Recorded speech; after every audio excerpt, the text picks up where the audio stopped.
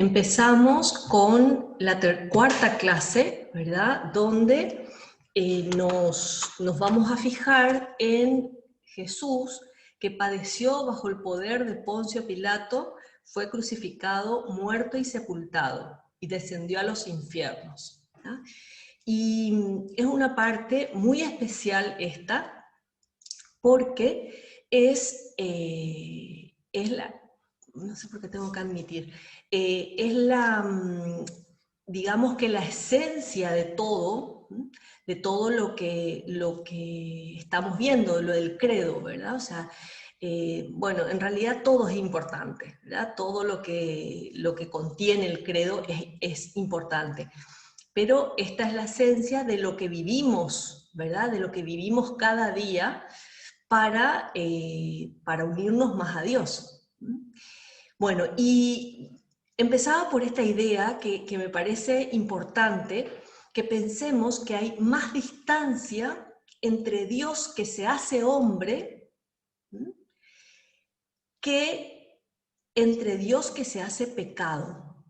O sea, hay más distancia entre Dios que se hace pecado, viceversa, al revés, Dios que se hace pecado, que Dios que se hace hombre.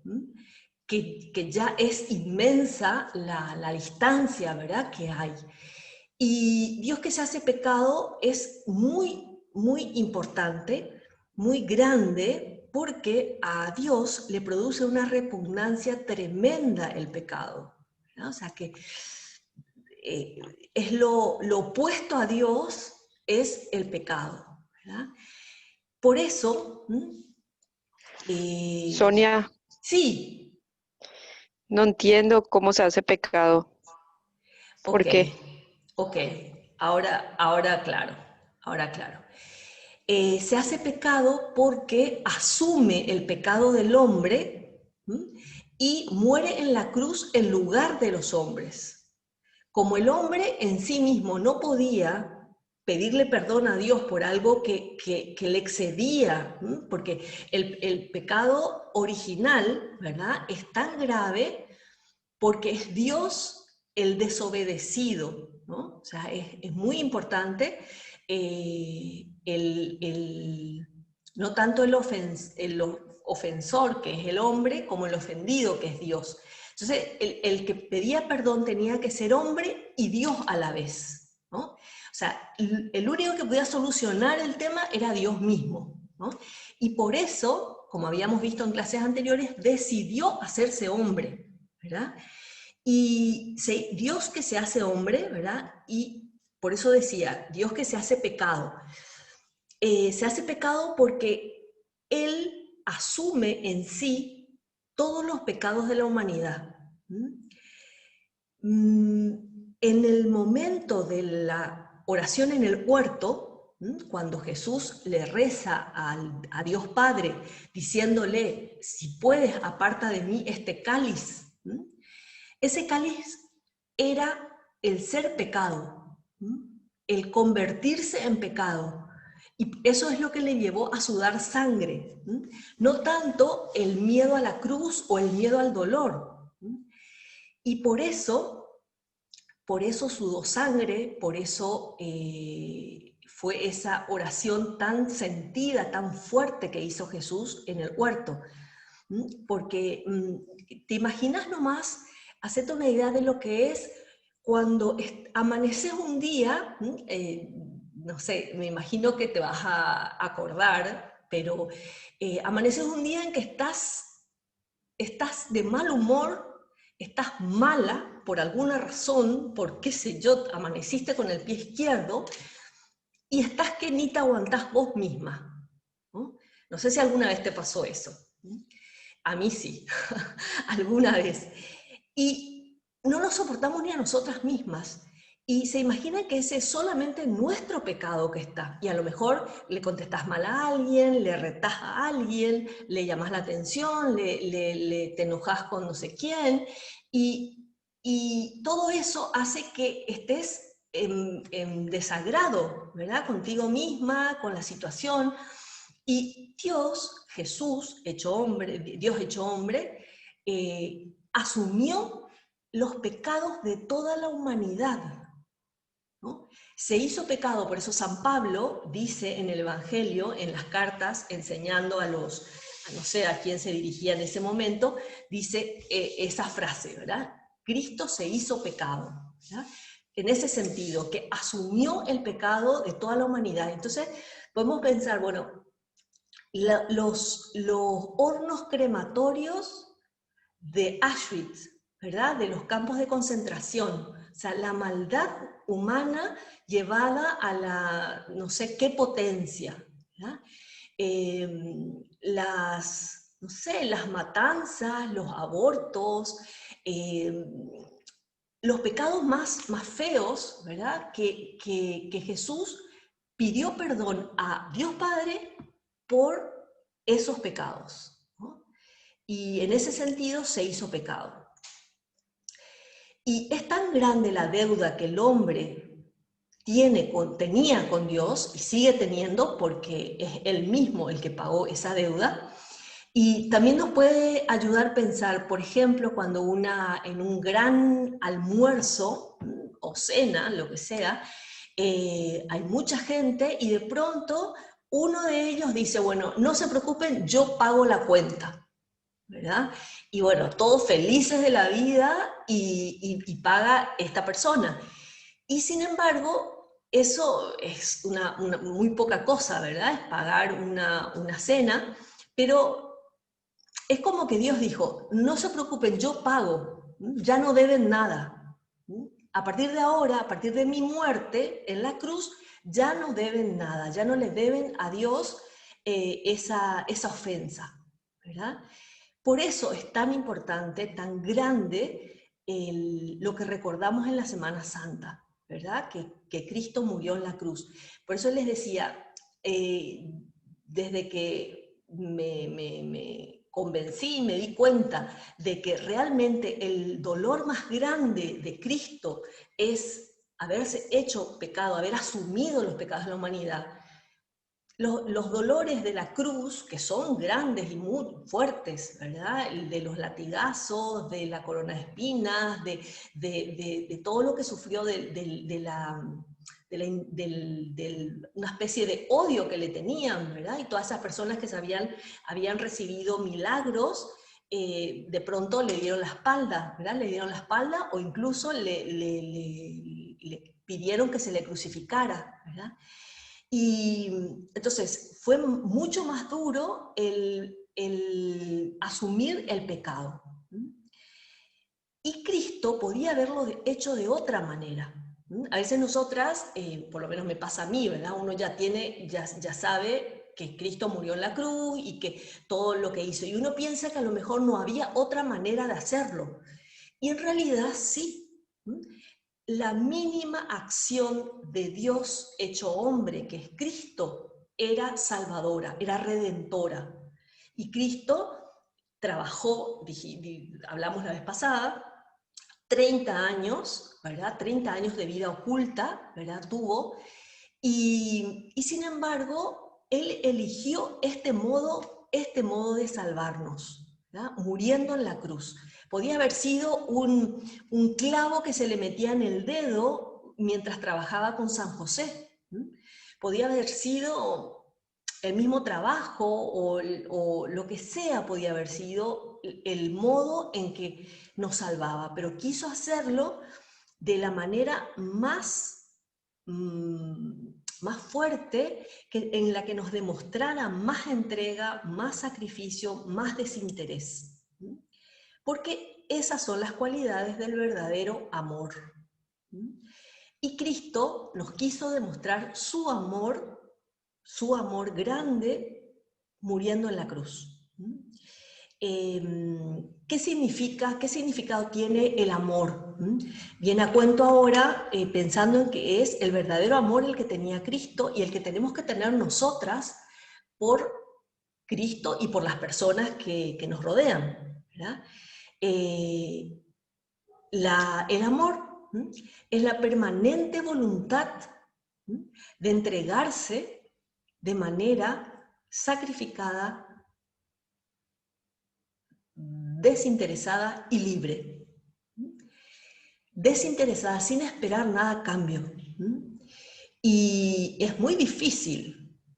A poco que uno se ponga a intentar hacerlo, se da cuenta de que siempre espera algo. Espera mínimamente agradecimiento, ¿verdad? O una contraprestación de la otra parte. Y ese es el amor, ¿verdad? Esas son las cualidades del verdadero amor.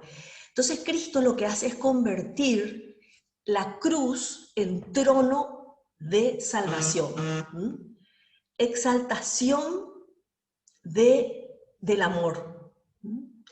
Por eso los cristianos tenemos una cruz como símbolo, no por el dolor, no por el sacrificio en sí, sino por el amor que nos demostró Cristo muriendo ahí en la cruz.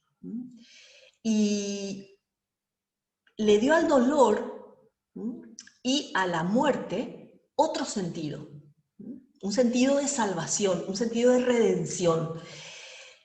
Lo que antes era solo un modo de muerte humillante.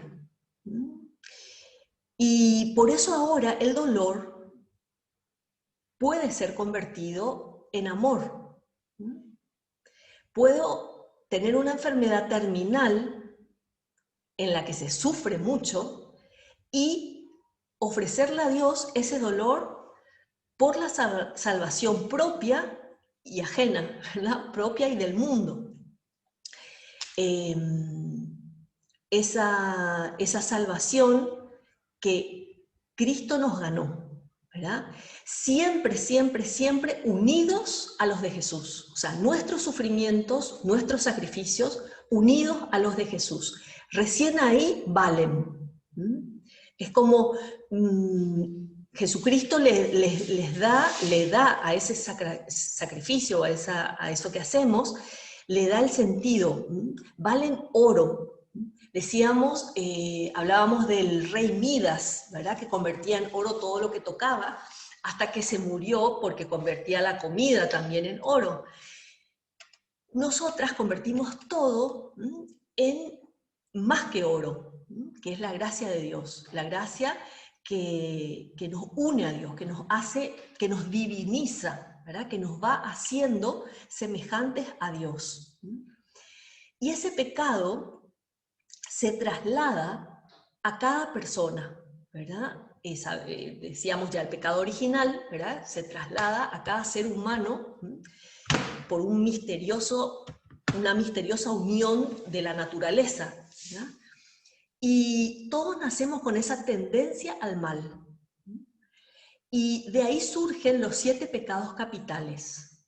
Los 7 pecados capitales que son pereza, soberbia, lujuria, envidia, avaricia, ira, gula. Te animo a que los tengas bastante cerca a esta enumeración de pecados. ¿Por qué? Porque todos tenemos un poco de cada uno. Y es bueno, es importante que los descubramos. Descubramos en qué se nos manifiesta la pereza, en qué se nos manifiesta la soberbia, en qué se nos manifiesta cada uno de estos pecados. Porque los tenemos todos. Alguno más acentuado, ¿verdad? Que es probablemente y generalmente nuestro defecto dominante, ¿verdad? O sea, me domina uno de ellos y por eso caigo en otros pecados. Entonces, todo pecado, toda acción mala que cometo es contra Dios, que se identifica con cada hombre, con cada ser humano. Todo lo que haga afecta a todos. Justo hoy es el Día de los Difuntos, ¿verdad? Ayer celebramos la fiesta de Todos los Santos, que si Dios permite va a ser nuestra fiesta, ¿verdad? La fiesta de cada una, porque es un poco probable que se haga un proceso de canonización nuestro, ¿verdad? Entonces lo más probable es que seamos uno de esos santos anónimos que se festeja el 1 de noviembre, ¿verdad? Entonces va a ser nuestra fiesta en el futuro, ¿verdad? Bueno, y entonces y ahí ahí festejamos la fiesta de Todos los Santos, y es un momento como para recordar la comunión de los santos, ¿verdad? Que también vamos a estudiar más adelante, que es la unión que tenemos todos entre todos, ¿no? La iglesia triunfante, el cielo; la iglesia purgante, el purgatorio; y la iglesia militante, que somos nosotros, ¿verdad? Entonces, todo lo que hacemos afecta, ¿verdad?, sobre todo a los otros seres humanos, ¿verdad? Es como, bueno, ya me estoy adelantando explicando esto de la comunión de los santos, pero a los efectos de que nos demos cuenta de que nada de lo que hago deja de afectar a los demás. Todo lo que hago afecta a los demás, dicho en positivo. Y Jesús dijo claramente en el Evangelio: todo lo que hagan al más pequeño de mis hermanos, a mí me lo hacen. Y Dios no habla por hablar. Nosotros a veces decimos cosas muy, muy importantes y resulta que después no las cumplimos, o después no son tan así como estamos diciendo, ¿verdad? Entonces, todo lo que hacemos a una persona cualquiera, le hacemos a Dios. El pecado, que fue el causante de la muerte de Jesús en la cruz, me parece que San Pablo dice también esto, que es un misterio de iniquidad, ¿no? Unas palabras así que dice un misterio de maldad. O sea, ¿cómo puede ser que a un Dios que nos crea, que nos hace perfectos, que nos hace así con todo, ¿verdad?, el cuerpo y el alma, sin embargo nosotros le ofendemos? Y muchas veces no somos conscientes, no somos tan conscientes de que le hacemos a Dios las cosas, ¿verdad? Y entonces este misterio de iniquidad, que es el pecado, descompuso al ser humano, lo dejó afectado. No lo aniquiló, digamos, o sea, no es que le afectó hasta matarlo, lo sabemos porque estamos vivas, ¿verdad? Pero afectó grandemente, en especial, a nuestras potencias. Nuestras potencias, que son la inteligencia y la voluntad, que son las potencias que nos hacen semejantes a Dios. Estas nociones a mí me encantan, me encanta transmitirlas, porque son como muy contundentes, o sea, muy grandes. Somos parecidas a Dios, el ser humano parecido a Dios, con la inteligencia y con la voluntad. Y la que quedó más afectada por el pecado es la voluntad. Por eso resulta que ahora digo, voy a hacer tal cosa, y después resulta que no la hago. Voy a rezar, y resulta que no rezo. Voy no sé, a estudiar, o a lo que sea, ¿verdad? Habrá casos en los que no puedo por alguna razón efectiva, ¿verdad? Pero cuando es por la pereza, cuando la soberbia nos puede, ¿verdad? Afectó a nuestras potencias. Y entonces quedamos, cuando afectada la inteligencia, afectada la voluntad, quedamos a merced de los sentimientos, las emociones, las pasiones. Y eso hace que el hombre sea inconsistente, ¿verdad? No pueda comprometerse.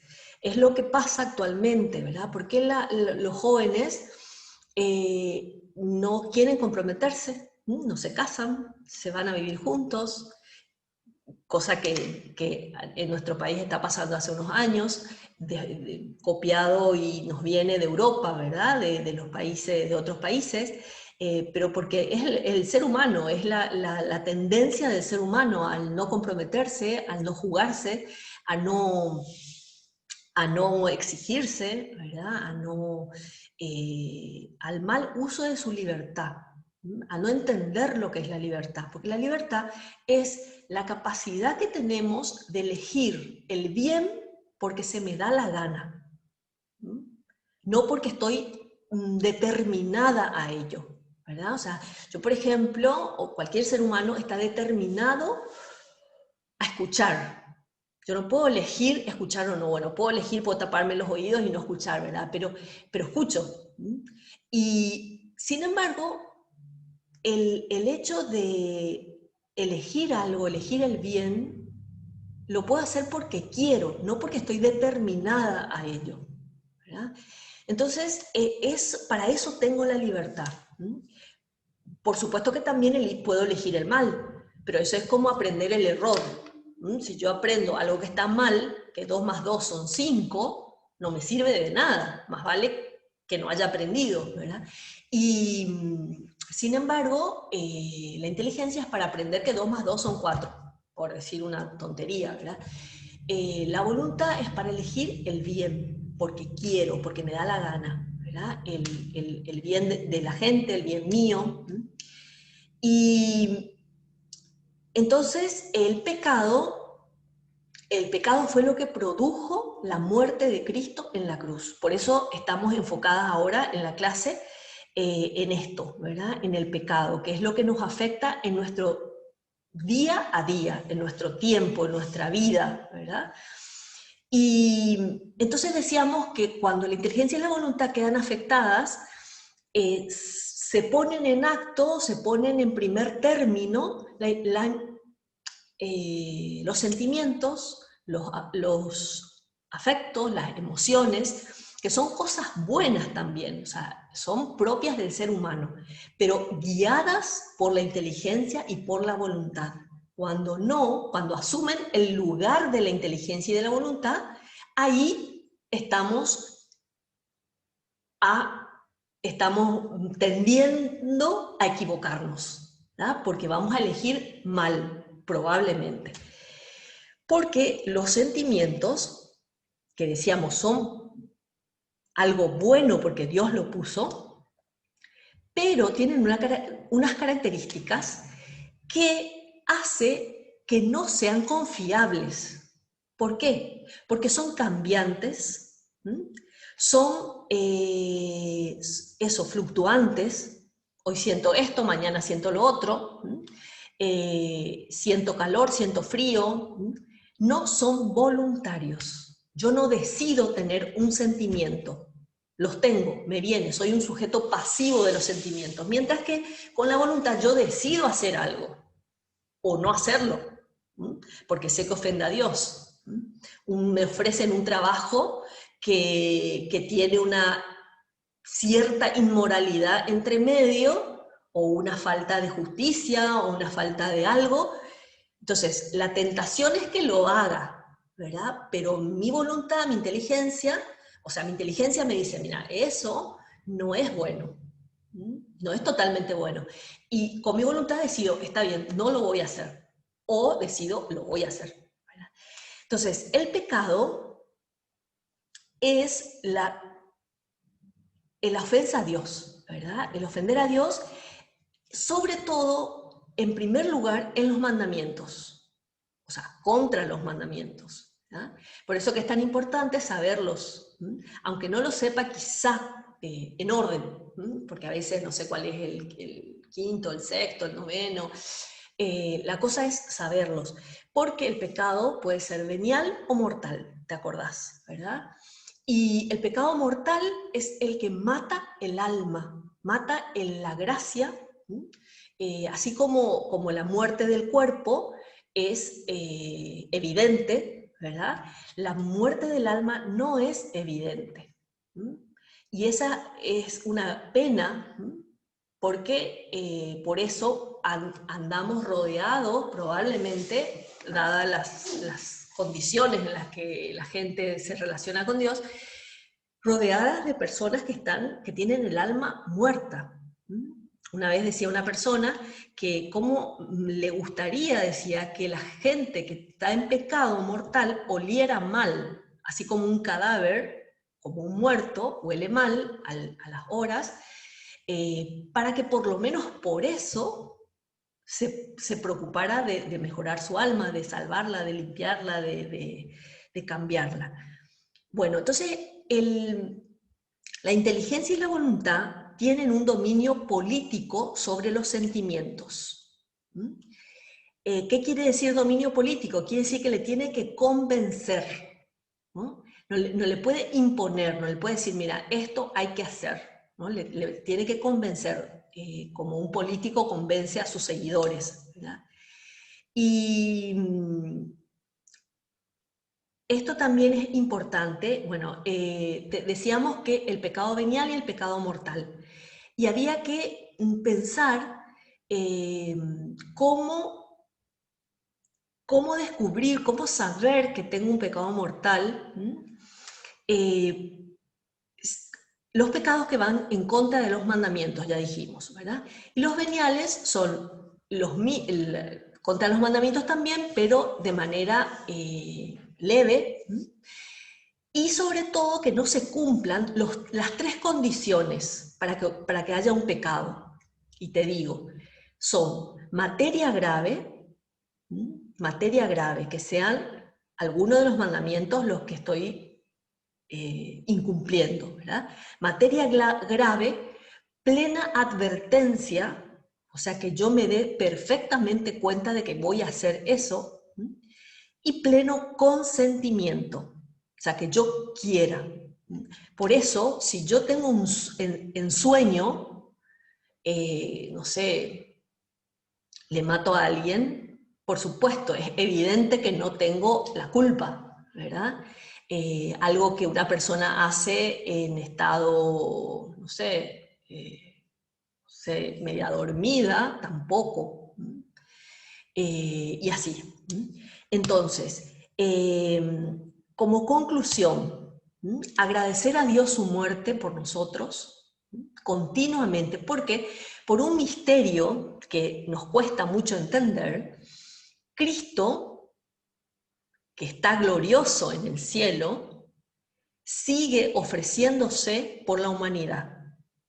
Porque para Dios no hay pasado ni hay futuro. Para Dios es todo un eterno presente, ¿verdad? Entonces, no podemos entender, y mucho menos explicar, ¿verdad?, cómo es posible que Dios sigue muriendo en la cruz. Pero sigue muriendo en la cruz. Lo seguimos crucificando, ¿verdad?, con los pecados, con los abortos, con los grandes pecados que hay en el mundo actualmente, en nuestro mismo interior, ¿verdad? Que no acabamos de estar bien, de estar perfectamente viviendo todo lo que Dios nos pide. En segundo lugar, unido a esto, ¿verdad?, desagraviar por los pecados propios y ajenos, ¿verdad? Cuando vemos que la gente ofende a Dios, cuando leemos el diario, leemos en internet, leemos las noticias, pedirle perdón a Dios, porque Él es o cuando me ofenden a mí, ¿verdad?, Dios es el primer agraviado, ¿no? Y entonces, pedirle perdón, desagraviar, eso es el pedirle perdón.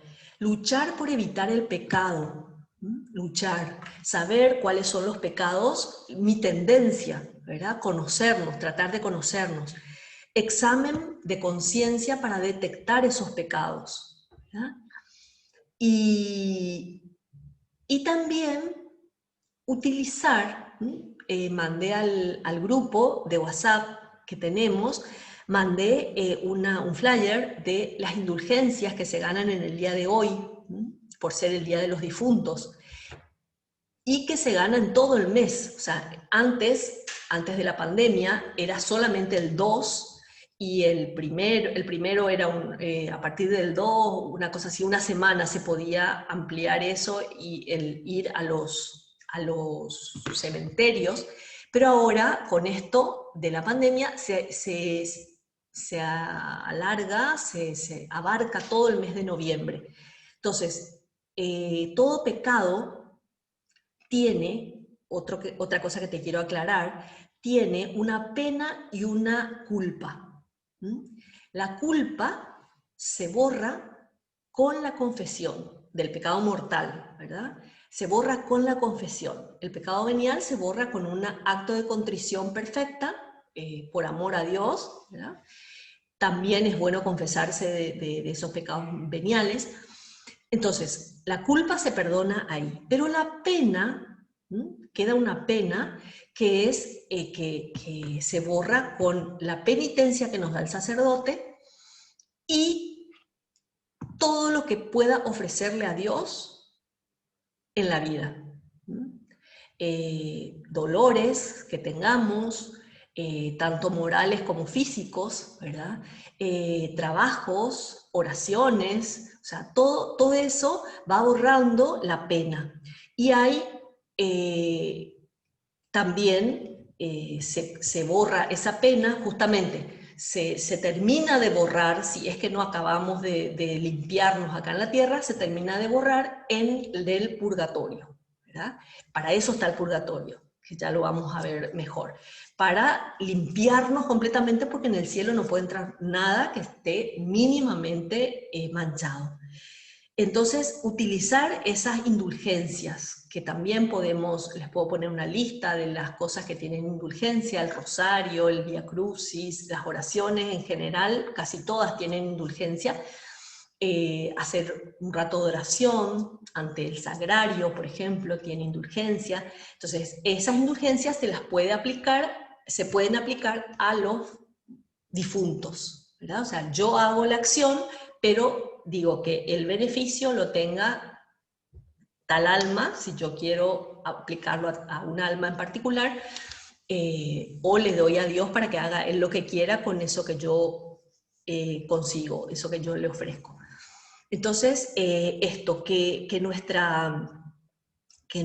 nuestro conocimiento del pecado, del amor de Dios, que supone el haberse hecho hombre, el haber muerto en la cruz, que nos ayude a amar la cruz, ¿verdad? Amar la cruz, porque es el altar del sacrificio, dice en un libro, en Vía Crucis, el altar del sacrificio. Entonces, como cristiana, tengo que tener un crucifijo a mano, verlo, mirarlo, tenerlo sobre todo en la mesa de trabajo para ofrecerle ese trabajo que estoy haciendo, agradecerle, que me acuerde cuando vea el crucifijo, que me acuerde de eso que Jesús sufrió por mí, ¿verdad? Y que por otra parte quiera no cometer pecados, luche y comience y recomience, que esa es la vida cristiana, ¿verdad? Comenzar y recomenzar,